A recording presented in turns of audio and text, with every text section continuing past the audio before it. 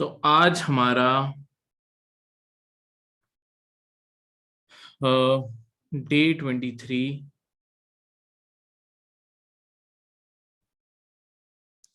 NCERT history medieval history हम कर रहे हैं। इसका आपका लेक्चर 11।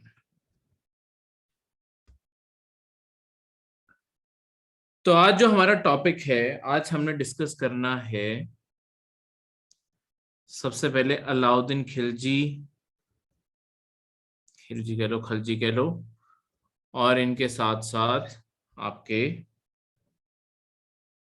इसके बाद मोहम्मद बिन तुगलक। दोनों का ही रूल इंडिया के लिए काफी ज्यादा सिग्निफिकेंट था, क्योंकि देखो इंडिया में मंगोल इन्वेजन्स तो बहुत टाइम से चल रही थी। जब से इल्तुतमिश राजा था, इल्तुतमिश के टाइम से जो मंगोल थे, मंगोल एक बहुत ही फियर्स वॉरियर्स की ट्राइब थी, जो आज मंगोलिया है वहां से वो ओरिजिनेट हुए थे। और ये जो मंगोल्स थे, इन्होंने मतलब लड़ाई इनका पैशन था, और इन्होंने लड़ते लड़ते जो इनका मेन लीडर रहा चंगेज खान, उसके टाइम पे तो इन्होंने आधी दुनिया जीत ली थी। तो चंगेज खान खुद कभी इंडिया नहीं आया, पर चंगेज खान की डेथ के बाद जो उसका एम्पायर था उसे चार हिस्सों में बांट दिया गया, उसके चार बेटों में। उसके बाद इंडिया की तरफ इन्वेजन्स होनी शुरू हुई, क्योंकि ये रेड मारते थे इंडिया को लूट के वापस ले जाने के लिए। पर ये लूट इतनी भी रही है कि दिल्ली तक भी पहुंच जाते होते थे, ठीक है। और कई बार ऐसा भी हुआ है कि दिल्ली के अंदर भी बहुत ज्यादा लूट हुई है। तो धीरे धीरे मतलब यहाँ इल्तुतमिश के टाइम पे तो चंगेज खान खुद जिंदा था, तो मंगोल थ्रेट तब तब से ही था। पर अलाउद्दीन खिलजी और उसके बाद मोहम्मद बिन तुगलक, इनके बाद मतलब वो जो चार हिस्सों में मंगोल एम्पायर बांट दिया गया था, इनके टाइम पे वो इन्वेजन्स और ज्यादा बढ़ने लग गई थी, ठीक है, जो रेड मारने आते थे। इन दोनों ने हर चीज को कैसे टैकल किया, क्या क्या रिफॉर्म्स के स्टेप्स उठाए, यही सब कुछ हमने पढ़ना है। अब उसे पढ़ने से पहले अब सबसे पहले शुरू करेंगे एक सेट से, अलाउद्दीन खिलजी से। अब अलाउद्दीन खिलजी के सबसे पहले जिस चीज की बात करेंगे वो है अलाउद्दीन खिलजी जब कुर्सी पे बैठा। देखो अलाउद्दीन खिलजी ने जो सबसे पहला एनालिसिस किया, उसने ये रीजन निकाले, reasons why revolts take place. Revolt होते क्यों है, बगावत कोई करता ही क्यों है, उसके कारण उसने निकाले और फिर ये सबको बताए, क्योंकि इसके खिलाफ फिर ऑर्डर भी जारी करेगा क्या क्या उसे लगते हैं कारण, ठीक है। तो उसने सबसे पहले कारण पता लगाया कि क्या क्या कारण है जिसके कारण रिवोल्ट होते हैं। सबसे पहला कारण जो उसने बोला वो था कि देखो, जब भी लोगों के पास या नोबेल्स जो हो गए, जो आपके राज परिवार के लोग हैं, ठीक है, इनके पास जब भी एक्सेस में पैदा होगा, सॉरी, जब भी एक्सेस में पैसा होगा, पैदा नहीं होगा, पैसा होगा, तो आपके ये लोग हमेशा कभी ना कभी इस चीज के ख्वाब बनाने लगेंगे कि हम ये पैसा, मतलब या तो नोबेल्स के पास खुद के पास पैसा है, जो छोटे छोटे राजे हैं उनके पास खुद के पास पैसा है, या लोगों के पास एक्सेस में पैसा है, दोनों केस में इनके मन में ये आने लगेगा कि हम, अगर राजे के पास खुद के पास है, कि मैं ये सारा पैसा फौज पे लगाऊं, फौज मॉडिफाई करूं, और मैं अपना जो किंगडम है, जो अभी किंगडम है किसी के अंडर चला रहा हूं, मैं अपनी इंडिपेंडेंसी क्यों नहीं जीत लेता। अगर लोगों के पास है और वो लोगों से इकट्ठा कर पाए, तब भी उसके पास पैसा आ जाएगा। तो उसने कहा जब भी लोगों के पास excess money with people and nobles, उनके पास जब भी एक्सेस में पैसा होगा, ये एक सबसे बड़ा कारण बनेगा कि आपके लोग बगावत पे उतर सकते हैं। दूसरी चीज है, जब भी आपके ये जो राज परिवार हैं, ये आपस में शादियां करवा लेते हैं, इंटर मैरिजेस बिटवीन नोबल्स,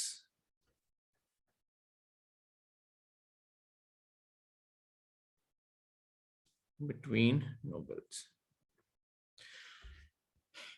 राज परिवार आपस में शादी कर लेते हैं। देखो अब दो किंगडम है, अब इन दो किंगडम, उस जमाने में देखो जो शादी का मेन पर्पस होता था, मेन मतलब जो राज परिवार में शादी होती थी, वो सिर्फ एज अ मैरिज इंस्टीट्यूशन नहीं होता था, वो एक पॉलिटिकल इंस्टीट्यूशन भी होता था। शादियां बहुत सारी पॉलिटिकल कारणों के कारण की जाती थी, क्योंकि अगर दो परिवार आपस में जुड़ जाएंगे, मतलब दो परिवारों में शादी होगी, इन दोनों में आपस में पीस हो जाएगी, और क्योंकि दोनों एक दूसरे की रिश्तेदारी में आ गए, दोनों की जो फौज है वो भी जुड़ जाएगी।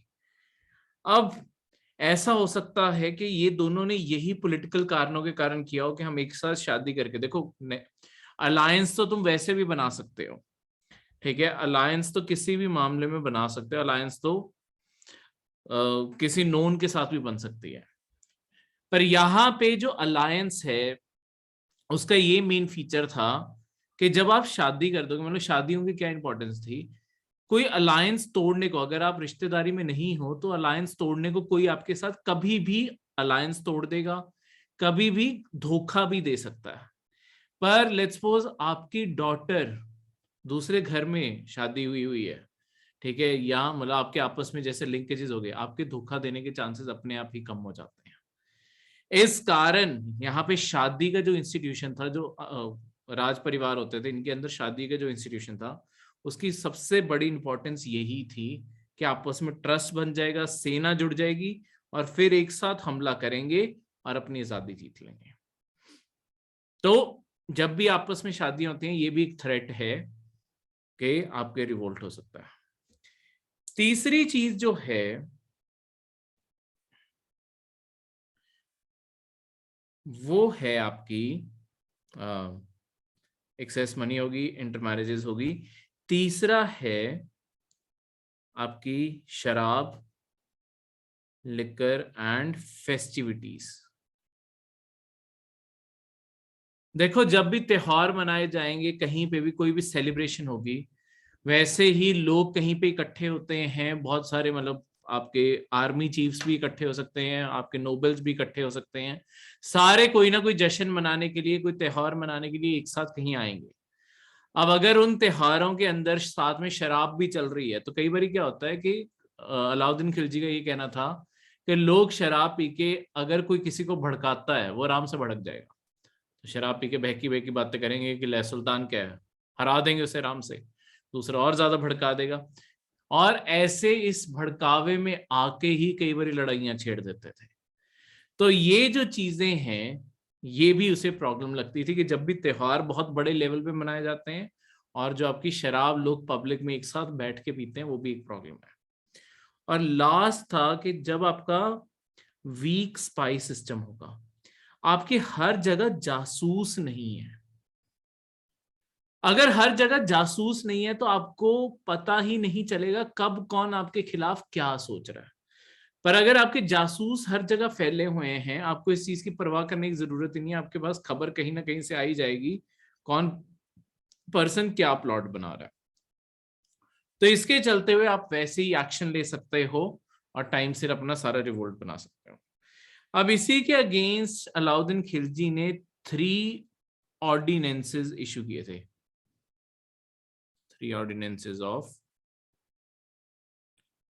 अलाउद्दीन खिलजी। अलाउद्दीन खिलजी के 3 ऑर्डिनेंसेस जारी किए थे उसने। सबसे पहला जो ऑर्डिनेंस था वो था आपका इन चीजों को लेके, जैसे एक्सेस मनी। तो उसने क्या किया, सबसे पहले took away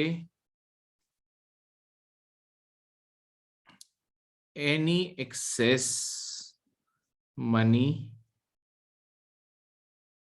people and nobles had. उसने कहा लोगों के बाद, देखो जितना भी जरूरत से ज्यादा पैसा है, मतलब जो एक इंसान को बस जिंदा रहने के लिए चाहिए, उससे जितना भी एक्सेस में पैसा है ना, सारा छीन लो।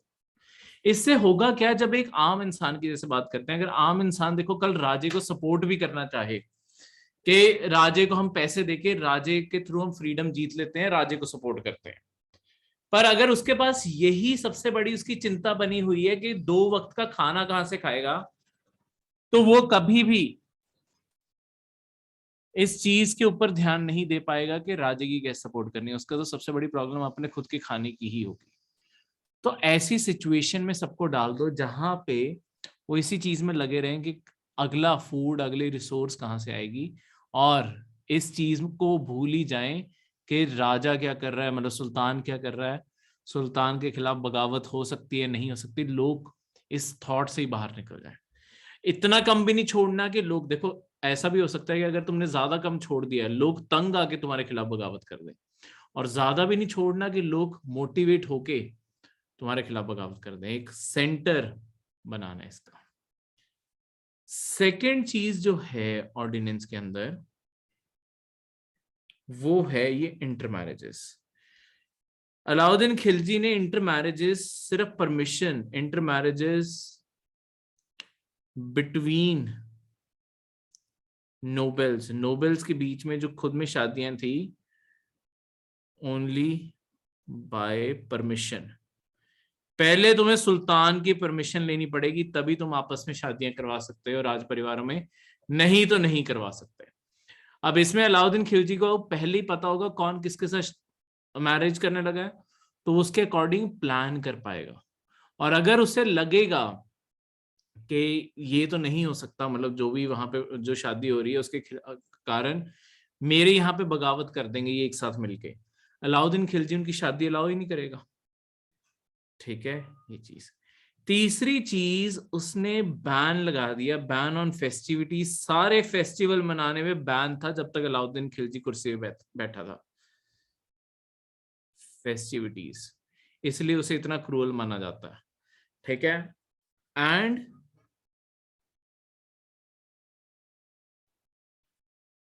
Public liquor drinking. देखो पहले तो लिकर के ऊपर पूरी तरीके से बैन लगा दिया था कि शराब पीनी ही नहीं है, सारे किंगडम में शराब बैन कर दी गई थी। पर हुआ क्या, जब आपके, क्योंकि जितने महंगा में खाने खोले हुए थे, शराब की जगहें खोली हुई थी, वो सारी बंद करवा दी गई। ठीक है, ताकि लोग वहां से आके ना शराब खरीद सके और ना वहां पे बैठ के पी सके। तो हुआ क्या कि आपके लोगों ने घर पे ही शराब बनानी शुरू कर दी।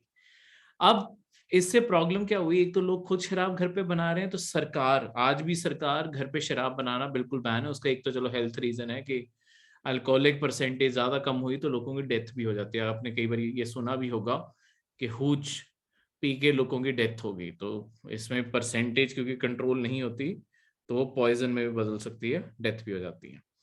उसके अलावा जो अगली प्रॉब्लम है, जो मेन सरकारों का कंसर्न है, वो है कि टैक्स की चोरी होती है। मतलब टैक्स नहीं मिलता सरकार को, घर पे जो कोई चीज बना रहे उस पर थोड़ा टैक्स लगेगा। तो सरकारों को होता है कि टैक्स कलेक्शन।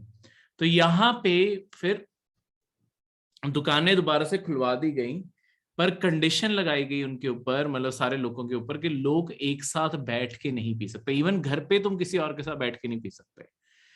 तुम्हें अगर शराब पीनी है तो अकेले बैठ के पीनी है। अगर अलाउद्दीन खिलजी या उसके किसी भी ऑफिसर को ये खबर मिल गई कि तुम किसी और के साथ बैठ के शराब पी रहे हो, तो तुम जान भी गंवा सकते हो। इतना स्ट्रिक्ट रूल ये बनाया गया था। ठीक है। और ये 3 ऑर्डिनेंसेस थे। इसके अलावा स्पाई सिस्टम के ऊपर उसने काम किया। ऑब्वियसली ऐसी चीजें अनाउंस नहीं करते होते, पर उसने स्पाई सिस्टम, ताकि उसे सारी खबरें आती रहे, लोग क्या सोच रहे हैं, क्या बोल रहे हैं, हर चीज। इसके अलावा अलाउद्दीन खिलजी ने और भी बहुत सारे रिफॉर्म्स किए, जैसे कि, मतलब उसके सारे रिफॉर्म्स को हम 3 हिस्सों में बांट सकते हैं। जैसे कि सबसे पहले जो रिफॉर्म्स हम करें वो है रेवेन्यू रिफॉर्म्स। उसने रेवेन्यू के फील्ड में ऐसा क्या किया जो रेवोल्यूशनरी था। ठीक है। सो बेसिकली उसने क्या किया, जैसे मैंने अभी आपको बताया, उसने सारे नोबेल्स को, देखो जो इक्ता लैंड अलॉटेड था ना, वो इक्ता लैंड सबका छीन लिया। ठीक है। ऑल लैंडेड प्रॉपर्टी, इनकी सारी प्रॉपर्टी छीन ली गई, was snatched and now was controlled by central administration.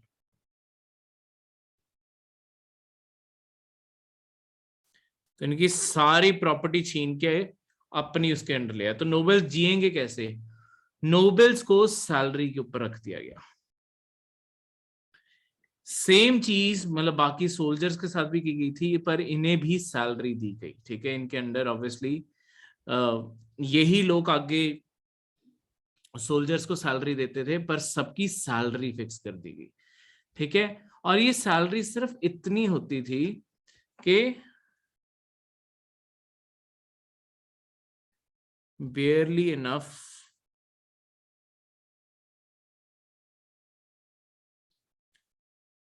for living। बस अपने जीने के लिए, फौजियों के गुजारे के लिए बस इतना कोई पैसा था, कुछ भी एक्स्ट्रा छोड़ते ही नहीं थे कि लोगों के मन में कभी भी बगावत का थॉट भी ना आ जाए। ठीक है, क्लियर है?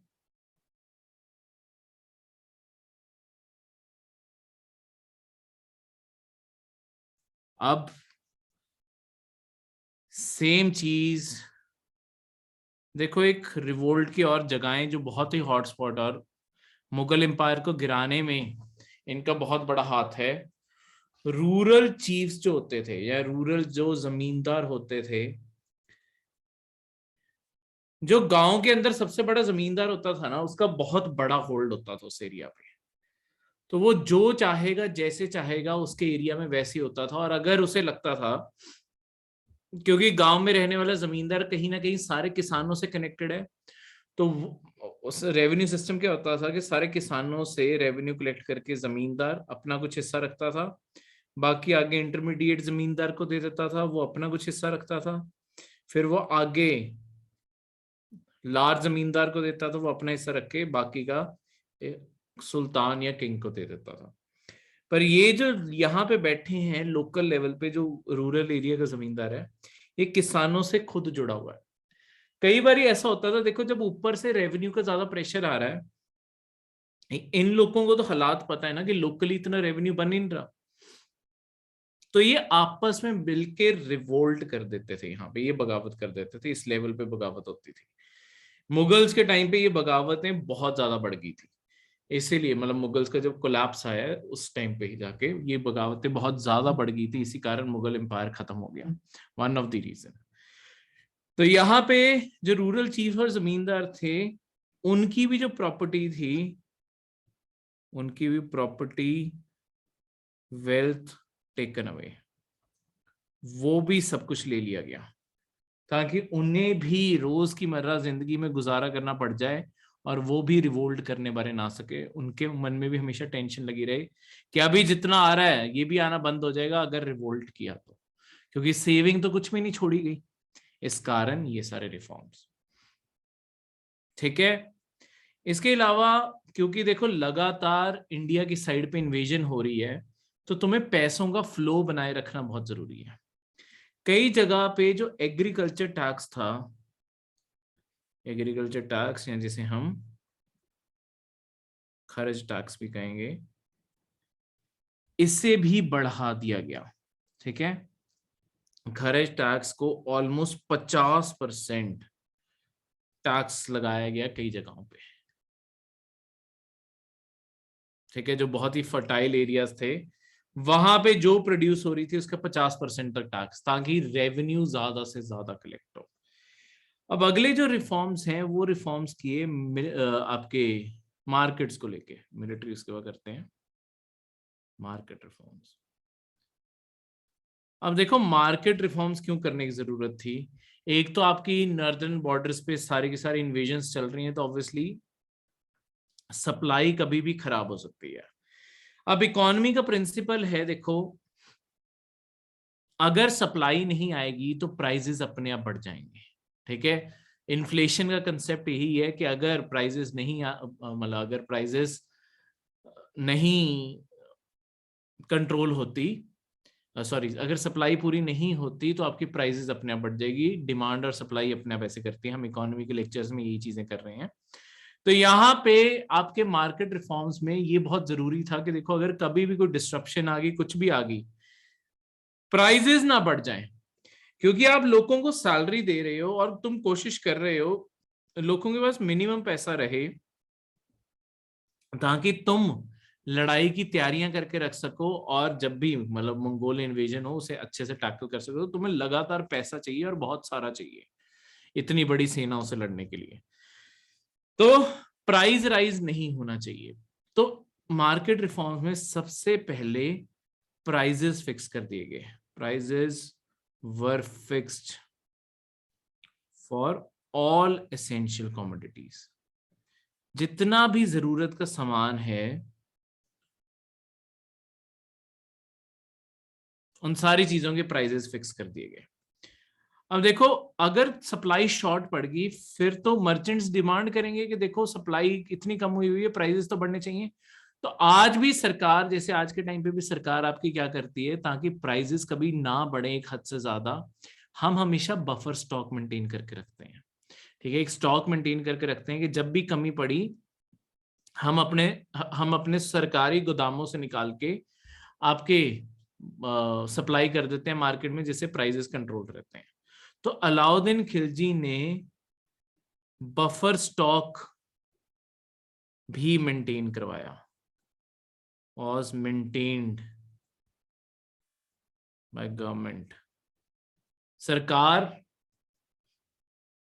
बफर स्टॉक मेंटेन रखती थी, जब भी कमी पड़े इस सारी चीज को वो करते हैं। ठीक है, क्लियर है? तो इस कारण इस तरीके से सारी की सारी चीजें आपकी की गई। और इस चीज को चेक करने के लिए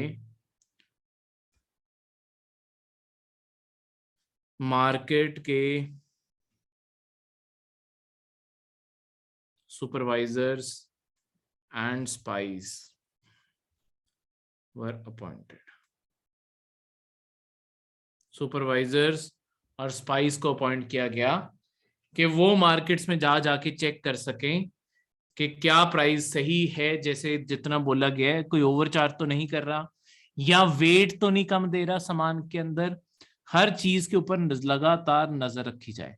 ठीक है, क्योंकि देखो सुपरवाइजर तो मार्केट में ही बैठेगा, पर अगर कोई भी मर्चेंट जिन्होंने चीटिंग करनी होगी वो क्या करेंगे, सुपरवाइजर को भी रिश्वत देना शुरू कर देंगे। तो इसी कारण अलाउद्दीन खिलजी ने अलग से जासूस भी रखे।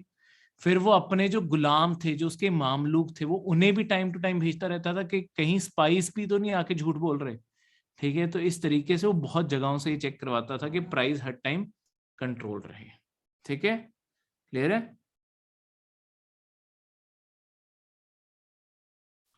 कोई डाउट यहां तक? तो इस तरीके से सारी मार्केट्स को अरेंज किया गया। ठीक है, इवन जो आपके जो कई लोग जो ट्रांसपोर्टेशन का काम करते थे, transportation workers were forced to settle in specific villages for quick transportation. देखो दिल्ली लगातार सामान आना चाहिए। अब दिल्ली अगर लगातार सामान मंगाना है तो कहीं ना कहीं से ट्रांसपोर्ट करना पड़ेगा। अब अगर आप एक सिंगल, तो इसके लिए आपको ऑर्गेनाइज, उस जमाने में कौन सा ट्रेन ट्रक्स चलते थे, तो बुलक कार्ट्स चलने हैं और आगे अलग अलग लोग ट्रांसपोर्ट करते थे। अब दो तरीके हैं, आप एक ही इंसान को मतलब एक ही ग्रुप को काम दे सकते हो। वो चलेंगे, रात हो जाएगी, कहीं आराम करेंगे, फिर अगली बार चलेंगे, फिर आराम करेंगे, और दिन में भी कई बार रुकेंगे, क्योंकि जैसे जैसे आपके जानवरों को आराम करने की जरूरत होती है तो वो बार बार रुकना पड़ेगा। पर अगर जहां जहां पे भी उन्होंने रुकना है वहां पर मैं ऑलरेडी ऐसे लोगों को बिठा दूं कि ये लोग यहां तक आए, वो आगे अपने बुल जोड़ लेंगे। ठीक है, उनके बुल निकाल देंगे, वो आगे सामान ले जाएंगे, वो आगे जोड़ देंगे, आगे जोड़ देंगे, तो आपका सामान लगातार चलता रहेगा, जिससे ट्रांसपोर्टेशन बहुत तेजी से होगी। इस तरीके से आपके लोगों को इसी कारण फोर्स किया गया कि तुम्हें यहां सेटल होना है, तुम्हें यहां सेटल होना है, तुम्हें यहां सेटल होना है। ताकि जो जिसकी जरूरत जहां पे है वो पर्सन वहीं पे अवेलेबल हो। अगली जो चीज है, तीसरे टाइप की जो रिफॉर्म्स है वो है आपके मिलिट्री रिफॉर्म्स। इसके लिए अलाउद्दीन खिलजी काफी ज्यादा जाना जाता है, क्योंकि ये आगे जाके इवन इनमें से कई चीजें मुगल्स ने भी कॉपी की। जैसे कि एक उसने सिस्टम शुरू किया, सिस्टम था, मतलब दो सिस्टम शुरू किए थे। एक था आपका सिस्टम ऑफ, दोनों का यहीं पे नाम लिख देता हूं। एक था दाग का सिस्टम और दूसरा था आपका हुलिया। देखो ये आज भी ये दोनों वर्ड्स यूज होते ही हैं। तो मिडीवल इंडिया के कई वर्ड्स आज भी हम यूज करते हैं। दाग का मतलब होता है निशान। ये उस जमाने की ब्रांडिंग थी। किस चीज की? Branding of horses. देखो जो ब्रांडिंग वर्ड है ना, ब्रांडिंग वर्ड आपका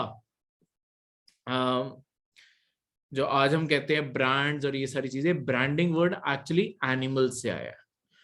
पहले वाले जमाने में जो आपके एंशिएंट मिडीवल टाइम थे, तब जो ब्रांडिंग होती थी बेसिकली जानवरों की ब्रांडिंग की जाती थी, ताकि जानवर आपस में मिक्स ना हो जाए। जैसे आपके पास काउज हैं, उनके ऊपर गर्म लोहा लगा दिया जाता था कि निशान पड़ जाए, जिससे पता चल जाए ये निशान के जो जानवर हैं वो इस इंसान के हैं, इस निशान के इसके हैं। तो वो आपकी ब्रांडिंग होती थी। आज इंसानों की ब्रांडिंग होती है, कैसे कपड़े पहनते हैं उससे होने लगी है, पर उस जमाने में ऐसे ब्रांडिंग थी। ठीक है, जानवरों की ब्रांडिंग होती थी। अब दाग आपके ब्रांडिंग ऑफ हॉर्सेस था। बेसिकली जितने भी घोड़े थे, हॉर्सेस वर मार्क्ड, उन सारे घोड़ों के ऊपर निशान लगा दिया जाता था। ये क्यों किया जाता था? देखो, क्योंकि आपके अल्टीमेटली ये जो, चाहे आपके घोड़े हैं चाहे आपके सिपाही हैं, आप नोबेल को सैलरी दे रहे हो, पर नोबेल ने आगे ये जो सैलरी है ये इस बिहाफ पे दे रहे हो कि इस नोबेल को आपने क्या जिम्मेदारियां दी हैं, किसे कितने सोल्जर्स मेंटेन करने हैं और कितने घोड़े मेंटेन करने हैं। अगर आपने इसे जिम्मेदारी दी है कि लेट्स सपोज 1000 सिपाही मेंटेन करने और 100 घोड़े मेंटेन करने हैं, तो तुम्हें कैसे पता चलेगा कि एक्चुअली ये 1000 सोल्जर मेंटेन कर रहा है या नहीं कर रहा, और अगर हॉर्सेस 100 मेंटेन कर रहा है या नहीं कर रहा? क्योंकि ये ऐसे भी तो कर सकते हैं कि ये जितने भी घोड़े और जितने भी सैनिक हैं, ऐसे और भी नोबल्स हैं, सबको आपने अलग अलग ड्यूटी दी होगी। तो जब इसकी चेकिंग हो रही है, ये अपने कुछ सिपाही यहाँ भेज देगा, घोड़े यहाँ भेज देगा। जब तुम यहाँ चेक करने आए हो, तुम देखोगे अच्छा तुमने इस लेट्स वो जिम्मेदारी दी थी 50 घोड़ों की और 500 सैनिक की। जब तुम इसके पास चेक करने आए, तुमने देखा हाँ दोनों पूरे हैं। अगली बार इसके पास चेक करने गए, इसके पास भी ये घोड़े गए, ये गए। ठीक है, बस ये आपस में एक दूसरे के साथ ऐसे ही एक्सचेंज करते रहते थे। तो चेक तो सबका पूरा होता जा रहा है, क्योंकि अलाउद्दीन खिलजी बिल्कुल बॉटम से उठा था। उसे पता था कि ये सारी चीजें क्या होती हैं, यहाँ पे कैसे बेवकूफ बनाया जाता है। उसने क्या करवाना शुरू किया, सारे घोड़ों पे जो भी नोबेल है उसके निशान लगवाने शुरू कर दिए। अब जब निशान लगा हुआ है, तो अगर कोई घोड़ा बदलेगा तो पता चल जाएगा कि ये घोड़ा इसका नहीं, ये घोड़ा तो उसका था। तो इस तरीके से उसने ये प्रैक्टिस को खत्म करवाया, ताकि, क्योंकि नहीं तो होता क्या था, जब लड़ाई का टाइम आया उतने घोड़े सैनिक है ही नहीं जितने बोले थे। क्योंकि अगर नोबेल को खुद पैसे खाने हैं, क्योंकि पहली कम सैलरी आ रही है, उनकी टेंडेंसी तो और ज्यादा होगी कि ये सारे पैसे हम ही खा जाए, लोगों के पास जाने की जरूरत नहीं है या आगे किसी को देने की जरूरत नहीं है। तो इस कारण ये ब्रांडिंग करवानी इसने शुरू की। नेक्स्ट है हुलिया। अब ये हुलिया का क्या मतलब होता है? देखो, हुलिया का अपने आप में जो मतलब है वो है आपका आइडेंटिफिकेशन ऑफ सोल्जर्स। सोल्जर्स की आइडेंटिफिकेशन। तो इसमें क्या होता था, जो एक हुलिया का मतलब होता है किसी का पूरा रूप बताना। तो एक सोल्जर का पूरा हुलिया रिकॉर्ड कर लिया जाता था कि अच्छा ये सोल्जर ऐसा दिखता है, इसके ये फीचर हैं, ये फीचर हैं, ताकि जब भी सोल्जर्स भी चेक कर रहे हैं तो पूरा डिटेल रिकॉर्ड रखा जाता था कि इस सोल्जर की हाइट इतनी है, मतलब नाम लिख लिया जाता था, इसकी हाइट इतनी है, इसके यहाँ पे ये बर्थ मार्क है, बाल इतने हैं, ठीक है, रंग ऐसा है, इसका एक अंगूठा कटा हुआ है, मतलब ऐसे सारी चीजें नोट कर ली जाती थी। अब इससे क्या होगा, और ऐसे लोगों को ये सारे रिकॉर्ड मेंटेन करने को दिए जाते थे जो बहुत ही अच्छे हैं लोगों को पहचानने में। अगर उन्हें किसी भी सिपाही के ऊपर शक होता था कि ये इंसान उसके जैसा मिलता है जो हम वहां पे उस राजे के पास सोल्जर देख के आए थे, तो वो पुराने रिकॉर्ड्स खुलवा के भी देख लेते थे कि ये इंसान वही है झलक है। अगर सारे फीचर ही मिल रहे हैं तो ये तो इंसान वही है। ठीक है, तो इस कारण आपके कोई भी सोल्जर्स में भी और घोड़ों में धोखा ना दे पाए, इस कारण मिलिट्री की ये रिफॉर्म। ठीक है, क्लियर है। अब ये जो सारी चीजें थी, अब इसके साथ साथ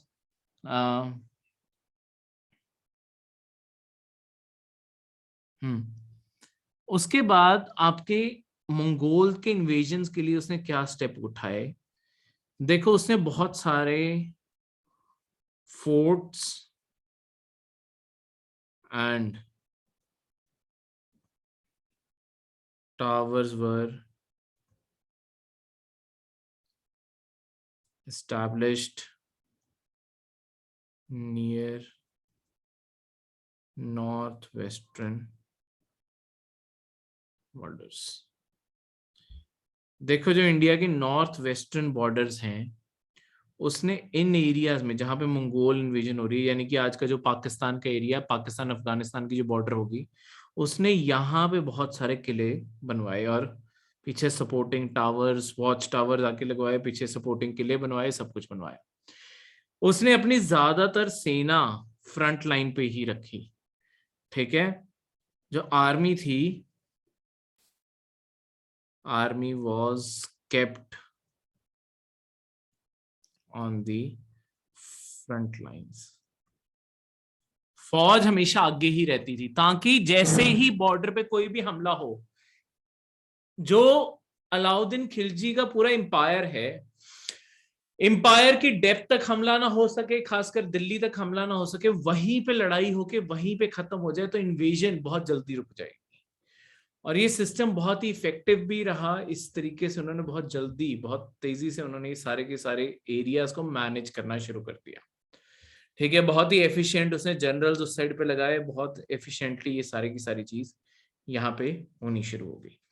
ठीक है, इस तरीके से आपकी बहुत बेहतरीन तरीके से मिलिट्री ऑर्गेनाइज की, और यही कामयाबी थी ये सारे चीजों का एक अल्टीमेट कल्मिनेशन, कि आपके अलाउद्दीन खिलजी के टाइम पे दिल्ली सल्तनत का सबसे बड़ा एम्पायर बन गया था। आपके दिल्ली सल्तनत का एम्पायर आपके नॉर्थ इंडिया, कश्मीर से लेके नीचे आपके जो कर्नाटका आंध्र प्रदेश की बॉर्डर है, तमिलनाडु वाले एरिया को छोड़ के वहां तक फैल चुका था, और कुछ उड़ीसा का एरिया छोड़ के बाकी सारे इंडिया में एम्पायर फैल चुका था। तो बहुत ही एफिशिएंट लोगों को उसने भर्ती किया, बहुत ही स्ट्रिक्ट तरीके से उसने अपना रूल अप्लाई भी करवाया, जिसके कारण ये सारा का सारा एम्पायर बन पाया। अब जब अलाउद्दीन खिलजी की डेथ हुई, देखो बहुत ज्यादा फिर आपस में लोग लड़ पड़े कि कौन कुर्सी पे बैठेगा, फिर से वही सारी चीजें मामलूक आपस में लड़ पड़ते थे। आपने पद्मावत देखी होगी तो उसके अंदर आपने मलिक कफूर को भी देखा होगा। मलिक कफूर ने भी कोशिश की थी कि वो सुल्तान बन जाए, पर उसे भी मार डाला गया था। ठीक है, तो आपस में ही डिस्प्यूट चलते रहे कि कौन बनेगा आपका अगला सुल्तान। पर लड़ते लड़ते फाइनली लोगों में फ्रस्ट्रेशन आ गई, जितने भी आपके नोबल्स थे, क्योंकि शांति नहीं रह रही थी। अब जब शांति नहीं रहेगी, जितनी कमाई थी वो भी खत्म होगी। अब कोई ना कोई तो कुर्सी पे चाहिए, एम्पायर में पीस स्टेबिलिटी बनेगी। मर्चेंट्स भी तंग आ चुके थे, बहुत टाइम लड़ाइयां चलती रही और बहुत ही खतरनाक लड़ाइयां, क्योंकि इतने बड़े एम्पायर को कौन कंट्रोल करेगा, ये अपने आप में बहुत बड़ा क्वेश्चन था। और ऑब्वियसली अलाउद्दीन खिलजी मर चुका था, वापस से उनकी कमाइयां बढ़ने के चांसेस थे, तो उन्हें ये था कि कोई तो बैठ जाए और आके हमारी सारी प्रिविलेजेस को रिस्टोर करते। अब इसके चलते हुए जब बहुत ज्यादा डिस्टर्बेंस चलती रही, आपके ज्यादातर नोबेल्स ने मिलके ही चुन लिया कि हम किसे चाहते हैं। सबने मिलके एक कॉमन नाम चुन लिया कि कौन सबसे आइडल कैंडिडेट है।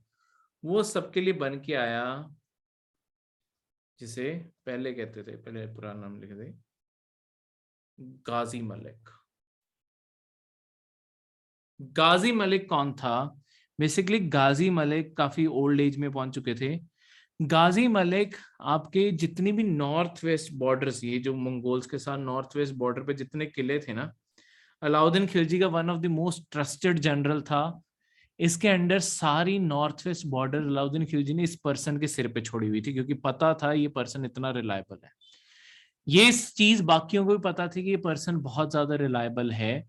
इसके ऊपर अगर हम काउंट करेंगे एम्पायर स्ट्रांग भी होगा, एरिया भी बढ़ेगा। और उन्हें पता था कि अलाउद्दीन खिलजी जितना क्रूअल नहीं होगा, तो उन्हें कहीं ना कहीं उनके लैंड सैलरी ज्यादा देना शुरू कर देगा।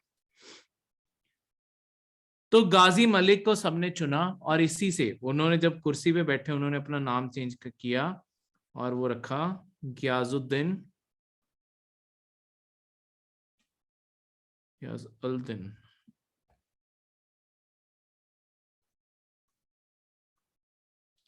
तुगलक। यहीं से शुरू होता है आपका तुगलक एम्पायर।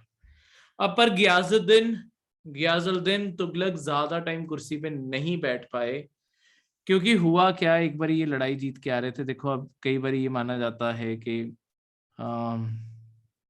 ये जानबूझ के किया गया है, कई बार बोला जाता है कि ये बेवकूफी ही थी उस इंसान की, तो कुछ भी हो सकता है। गियाजुद्दीन तुगलक के जो सबसे एल्डेस्ट सन थे, गियाजुद्दीन तुगलक एक बार लड़ाई जीत के आ रहे थे, दिल्ली वापस आ रहे थे, तो उनकी शान में एक नया कैंप जैसा चीज बनाई गई जहां पे सेलिब्रेशन की जा सके। पर ये अभी नई नई ही बनी थी, मतलब उनके खुशी के तौर पे बन रही थी, तो इसे पूरा सजाया गया, सब कुछ किया गया। बस एक प्रॉब्लम थी कि सारा का सारा स्ट्रक्चर जो था वो लक्कड़ से बनाया गया। ठीक है, यहाँ पे ये सारा स्ट्रक्चर आपका लक्कड़ से बनाया गया। अब इसमें तकलीफ क्या थी, मतलब लक्कड़ क्यों? क्योंकि जब आपके गियाजुद्दीन बलबन ये सारे लोग जब आए, तो उनके जो एल्डेस्ट बेटे थे वो थे मोहम्मद बिन तुगलक, जिन्हें हम कहते हैं। मोहम्मद बिन तुगलक ने अपने फादर का स्वागत किया, बाकी सबका स्वागत किया, और उन्हें बोला कि आप अंदर चलिए। तभी इसे बोला जाता है, या तो ये शायद कॉन्स्पिरेसी थी, या मोहम्मद बिन तुगलक वैसे ही लेस इंटेलिजेंट पर्सन था और उससे ये हो ही गया, तो कुछ भी हो सकता है। अब गियाजुद्दीन तुगलक एल्डेस्ट सन थे, सॉरी उनके एल्डेस्ट सन थे मोहम्मद बिन तुगलक। उन्होंने अपने फादर को बोला, आप चलिए, आपके लिए इतनी शान में मैंने ये सारा लक्कड़ से स्ट्रक्चर बनाया है, मैं आता हूं। तो वो और उनकी सेना उस सारे एरिया में जब एंटर किए, देखो ऑब्वियसली वो वॉर से आए, उन्होंने वो सारा भारी गियर पहना हुआ है। उस जमाने में तो 25-30 किलो 40 किलो के तो वो सारे ऊपर सामान ही होता था, तलवारें इतनी भारी थी। तो वो जब अंदर सारे इतने वेट से एंटर किए, वो लक्कड़ का स्ट्रक्चर हिलने लगा, और फाइनली वो लक्कड़ का स्ट्रक्चर कोलैप्स कर गया, और वो सारा उनके ऊपर गिर गया, और गियाजुद्दीन तुगलक की मौत हो गई। इसके बाद, इस इंसिडेंट्स के बाद, मोहम्मद बिन तुगलक ने अपने आप को बोला कि अब तो मुझे ही कुर्सी संभालनी पड़ेगी। इस कारण वो आके कुर्सी पे बैठ गए। ठीक है, क्लियर है? तो इस तरीके से उन्होंने ये गद्दी हथियाई। ठीक है, तो अब ये मूर्खता मान लो या कॉन्स्पिरेसी मान लो, जैसे आप मानना चाहो। अब देखो, सबसे पहले मोहम्मद बिन तुगलक के सामने प्रॉब्लम्स क्या क्या थी। एक मोहम्मद बिन तुगलक के बारे फैक्ट बता दूं, बाकी सारे दिल्ली सुल्तान में ये कहाँ अलग था। मोहम्मद बिन तुगलक ओनली सुल्तान इन दिल्ली सल्तनत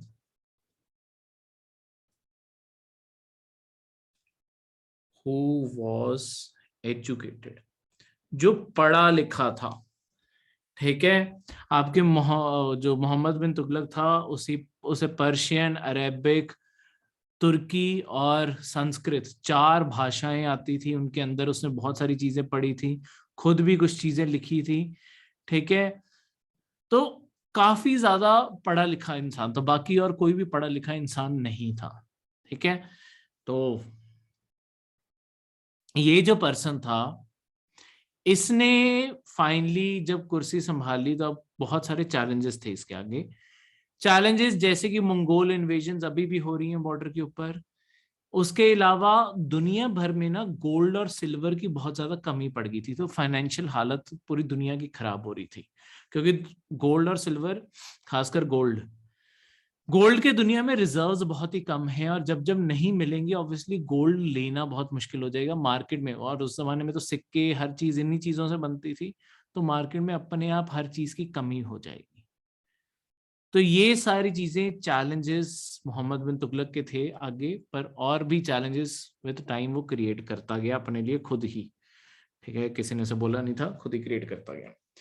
अब सबसे पहले उसने अपना जो एम्बिशन सेट किया वो ये था कि देखो अभी उसके एम्पायर में प्रॉब्लम क्या थी कि पाकिस्तान का एरिया भी जोड़ना था, सॉरी। ये जो सारा एम्पायर था उसके कंट्रोल में, अभी वो बैठा है दिल्ली में।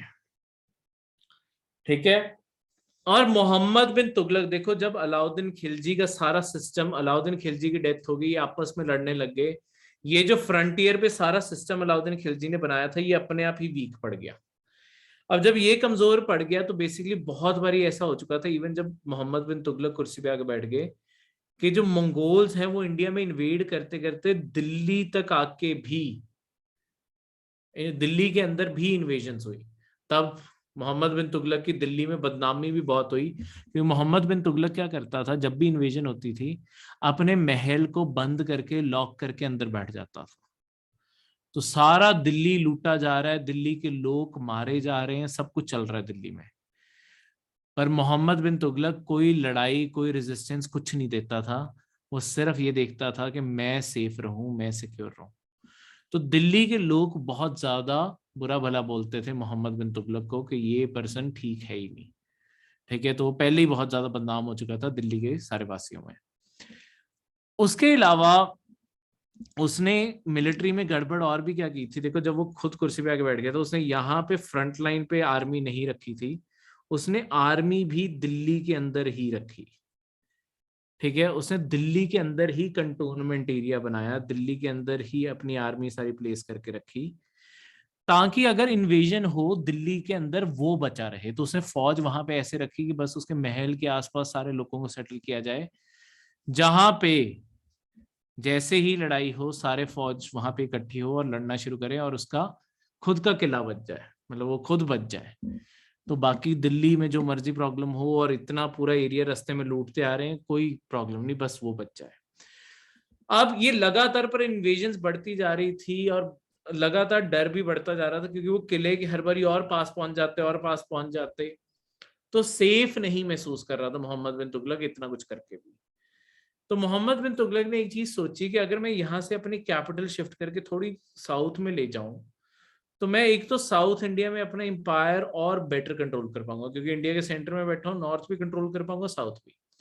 दूसरा, मैं इन बॉर्डर से बहुत दूर हो जाऊंगा, तो इंडिया के यहाँ इन्वेजन्स भी होती हैं, मेरा कोई डायरेक्ट कंसर्न नहीं रहेगा, मुझे मेरी जान को कोई खतरा नहीं है। ठीक है, तो ऑब्वियसली इस राजे को इंडियंस की कोई परवाह नहीं थी, अपने रेजिडेंट्स की कोई परवाह नहीं थी, सबसे ज्यादा परवाह अपनी ही थी। ठीक है, अब इसी के चलते हुए उसने ऑर्डर दिया कैपिटल शिफ्ट का। एक मिनट, उसने ऑर्डर दिया कि दिल्ली से कैपिटल शिफ्ट की जाए, आज मध्य प्रदेश, दौलताबाद कैपिटल बनाई जाए। ये उसका one of the earliest decision था कि एक तो मैं दूर हो जाऊं और दूसरा साउथ इंडिया पे ध्यान दे सकूं। और इसके जो ये शिफ्टिंग भी थी, इसमें उसने क्या किया कि देखो दिल्ली में लाके और ज्यादा फौज बिठानी थी, ताकि अगर कोई भी इन्वेजन हो दिल्ली में आके इन्वेजन रुक जाए। ठीक है, और जो दिल्ली के किले हैं सब कुछ है वो बच जाए, तो दिल्ली में और ज्यादा फौज लानी थी। तो उसने क्या किया, दिल्ली के, क्योंकि रेजिडेंट्स को पहले नफरत करता था, दिल्ली के रेजिडेंट्स को उससे ज्यादा पसंद नहीं थे, पर उन्हें दिखाने के लिए कि मैं कितना अच्छा हूं, उसने क्या किया, उसने एक दिल्ली के पूरे हिस्से को ऑर्डर दिया कि सारे रेजिडेंट्स मेरे साथ दौलताबाद शिफ्ट होंगे, और रास्ते में उनके जाने के लिए, रहने के लिए, खाने के लिए प्रॉपर सारी अरेंजमेंट्स की उसने, ताकि लोगों में इंप्रेशन बने। दौलताबाद में नया किला बनाया गया, लोगों के लिए घर बनाए गए, ताकि लोग पूरे इंप्रेस हो जाए। अब पर प्रॉब्लम क्या हुई, जब वो दौलताबाद में शिफ्ट हुए, दौलताबाद में शिफ्ट होने के 2 साल के अंदर अंदर ही ना दौलताबाद में क्या हुआ, यहाँ पे आपके आसपास के सारे एरिया में एक तो प्लेग फैल गया, महामारी फैल गई। दूसरा, साउथ इंडिया में जितना भी एरिया था ये धीरे धीरे एम्पायर बढ़ना तो क्या था, एम्पायर और छोटा होने लग गया। आपके विजयनगर जैसे जो एम्पायर्स हैं वो इसी टाइम पे एग्जिस्टेंस में आए हैं। तो साउथ इंडिया में लड़ाइयां इतनी ज्यादा बढ़ गई इनके खिलाफ, साउथ इंडिया में भी काफी पावरफुल किंगडम्स रहे हैं, और साउथ इंडिया में लड़ाइयां इतनी ज्यादा बढ़ गई कि इनसे मतलब मोहम्मद बिन तुगलक से संभाल नहीं हुआ, उसे नीचे ही खतरा लगने लग गया। तो एक साइड पे वॉर का खतरा कि वॉर धीरे धीरे उसकी तरफ बढ़ जाएगी, और दूसरी साइड पे यहाँ महामारी फैल गई दौलताबाद में, लोग सडनली मरते जा रहे हैं, सब कुछ होता जा रहा है। तो उसने रातों रात ऑर्डर दिया कि वापस चलो दिल्ली। ठीक है, 1327 में उसने दौलताबाद आने का ऑर्डर दिया था, और 1329 में वापस जाने का ऑर्डर भी दे दिया। पर अब वापस जाते टाइम कोई तैयारी रास्ते में कुछ नहीं की गई। तो एक लोग वहां पे महामारी से मरे, उसके बाद रास्ते में भी ट्रैवल करते हुए भी बहुत सारे लोग मर गए। तो पहले ही लोग खुश नहीं थे और ज्यादा नाराज हो गए। इसके अलावा मतलब नाराजगी देखो, फिर बदनामी पूरी दिल्ली सल्तनत की होती है कि दिल्ली सल्तनत की एडमिनिस्ट्रेशन ही खराब है। और दूसरी चीज देखो, जब तुम एक नई कैपिटल बनाते हो तुम्हें बहुत खर्चा करना पड़ता है, और अगर वो कैपिटल चले ना या वहां पे लोग रहे ना, जो कुछ भी है, तो अल्टीमेटली वो सारा पैसा वेस्ट गया, क्योंकि फिर टैक्स टूक्स कुछ भी नहीं आया अगर लोग वहां पे आके रहने ही नहीं लगे। ठीक है, कोई काम ही नहीं हो रहा वहां पे। अब यही चीज दौलताबाद में भी, दौलताबाद एक इंपॉर्टेंट सेंटर था ट्रेड का, पर कैपिटल के तौर पे वो कभी स्टैब्लिश हो ही नहीं पाई, 2 साल में तो वापस आ गए। तो इस कारण पर महज नए किले बनाने में, उसकी सिक्योरिटी में फालतू का खर्चा सारा का सारा हुआ।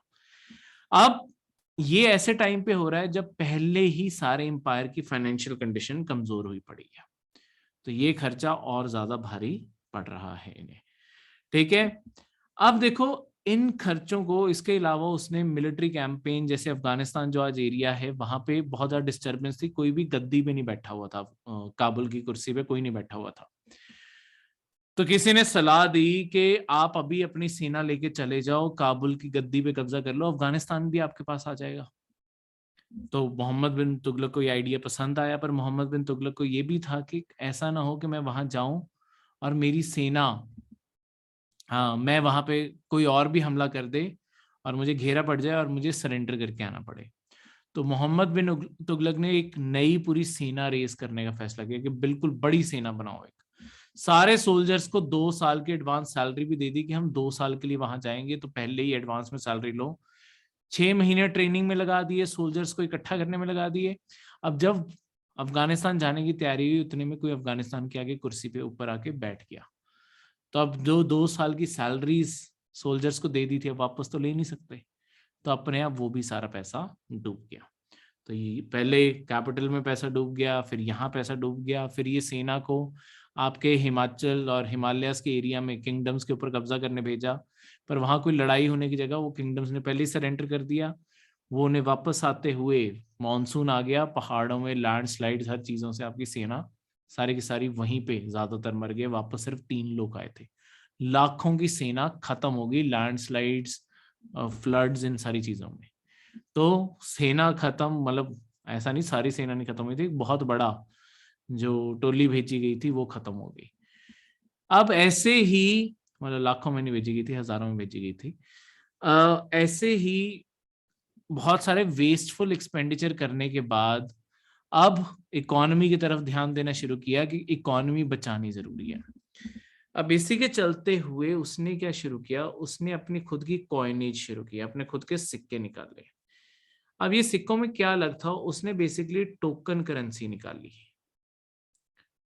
टोकन करेंसी क्या होती है, देखो जिसकी फेस वैल्यू उसकी रियल वैल्यू जिससे वो बना है उससे कहीं गुना ज्यादा होती है। जैसे आज की नोट लगा लो, आज हम एक कागज के बने हुए नोट यूज कर रहे हैं, अगर उसके ऊपर 2000 लिखा भी है तो एक्चुअली वो कागज 2000 का वैसे तो नहीं है। वैसे अगर कोई, मैं आपको कागज दूं, आप मुझसे उससे 3 गुना बड़ा कागज भी दे दो, पर उसके बदले 2000 तो नहीं मान लोगे उसे।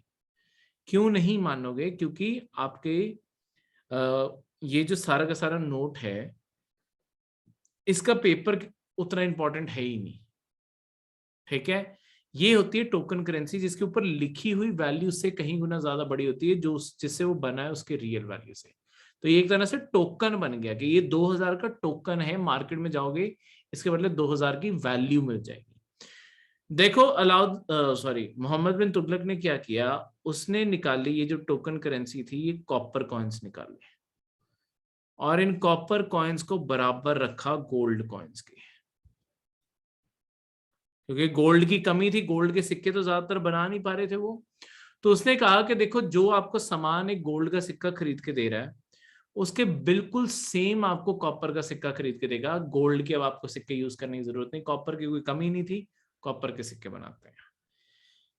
अब अपने आप में इस आइडिया में कोई प्रॉब्लम नहीं है, और ऐसे बहुत सारे इससे पहले भी राजा हुए हैं जिन्होंने टोकन करेंसीज इंडिया में भी जारी की हैं, इससे पहले भी ये होता है।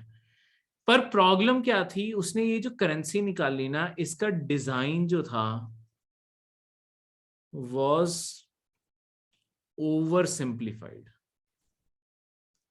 ये बहुत ही ज्यादा आसान था, ठीक है। ओवर सिंप्लीफाइड या चलो सिंपल डिजाइन ही लिख लो, ठीक है। सिंपल डिजाइन था। अब ऐसा देखो, सिक्के के ऊपर हल्का सा तुम डिजाइन बहुत ही आम सा सिक्का बना दोगे, इसमें तकलीफ क्या होगी। देखो, कॉपर सबके घरों में था, लोगों ने देखा कि ये सिक्का तो हम ही बना लेंगे, इसमें क्या मुश्किल है। तो लोगों ने एज इट इज काउंटरफीटिंग शुरू कर दी, सेम सिक्के बनाने शुरू कर दिए। अब इसके कारण जब मार्केट में न्यूज फैली, देखो टोकन करेंसीज के साथ यही प्रॉब्लम होती है, अगर मार्केट में ये खबर फैल जाए कि इस टाइप के सिक्के ज्यादातर नकली घूम रहे हैं, तो लोग उस सिक्के को लेना ही बंद कर देंगे। और वही हुआ, लोगों ने कॉपर को लेना बंद कर दिया। अल ब्रूनी एक वन ऑफ द राइटर था, ब्रूनी,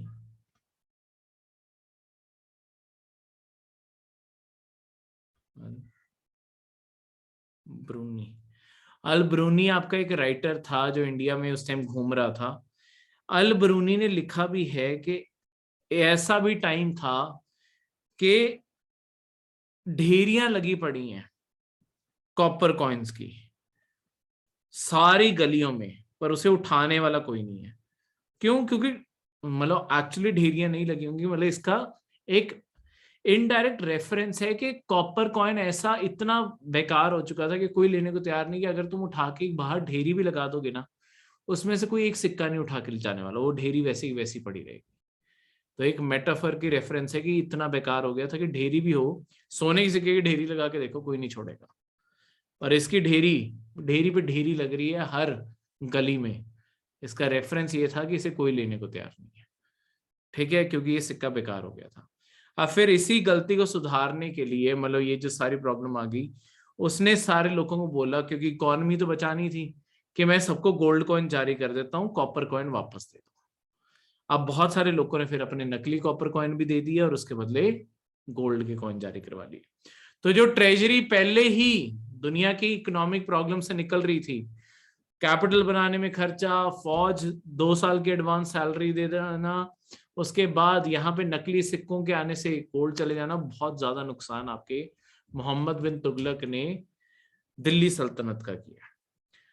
और लास्टली इसने अब इससे बचने के लिए क्या किया, जो आपका गंगा यमुना का दोआब है, लास्ट जो रिफॉर्म था, गंगा यमुना के दोआब में, दोआब का मतलब होता है जो दो रिवर्स के बीच का एरिया होता है, यहाँ पे टैक्सेस बढ़ा दिए, क्योंकि ये लैंड बहुत ही ज्यादा फर्टाइल एरिया है, बहुत ही ज्यादा फर्टाइल एरिया है, इस कारण यहाँ पे टैक्सेस बढ़ा दिए।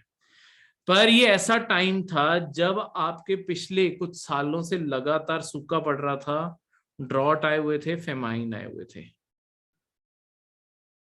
ठीक है। अब ऐसे मामलों में जब किसानों को सुनने में आया कि टैक्सेस बढ़ा दिए गए हैं, तो किसान सारे के सारे आपके जंगलों की तरफ भाग गए कि छोड़ो, क्या रहना खेतों में, खेतों में कौन सा कुछ उग रहा है, छोड़ो और जंगलों में शिफ्ट हो जाओ। अब मोहम्मद बिन तुगलक ने फिर वहां की मतलब कंडीशन नहीं देखी थी कि अकाल पड़ा हुआ है, कहां से वो टैक्स देंगे, उनके पास तो अभी देने के लिए नहीं है, बड़े हुए टैक्सेस कैसे दे देंगे। तो जब सारे के सारे किसान आपके जंगलों में भाग गए, तब आपके मोहम्मद बिन तुगलक को जब पता चला, तब जाके मोहम्मद बिन तुगलक ने इस चीज को रिवर्स करने का फैसला किया, और पूरे उसके टर्म में यही चीज अच्छी होगी कि उसने फिर फाइनली फैसला किया कि नहीं, किसानों की मदद करनी जरूरी है। तो उसने किसानों को बाद में एग्रीकल्चरल लोन भी दिए कि तुम, जिन्हें हम लोन, जिन्हें हम तकावी लोन्स भी कहते हैं, तकावी भी कहते हैं। तकावी का मतलब लोन होता है, तकावी का मतलब एग्रीकल्चर लोन है। ठीक है। अब इसके अलावा इरिगेशन की फैसिलिटीज बनाई, ठीक है, जहां पे नदियों से पानी निकाल के खेतों तक पहुंचाया जा सके, तो उसने वैसे सिंचाई शुरू करवाई। तो ऐसी सारी चीजों से उसने वापस खेती के लिए एक प्रॉपर सेटअप किया। उसके बाद उसने अलग से मॉडल फार्म भी बनवाया, ठीक है, जहां से किसानों को बीज भी मिल सके, और इस तरीके से खेती इंप्रूव करवाने के काम भी किए।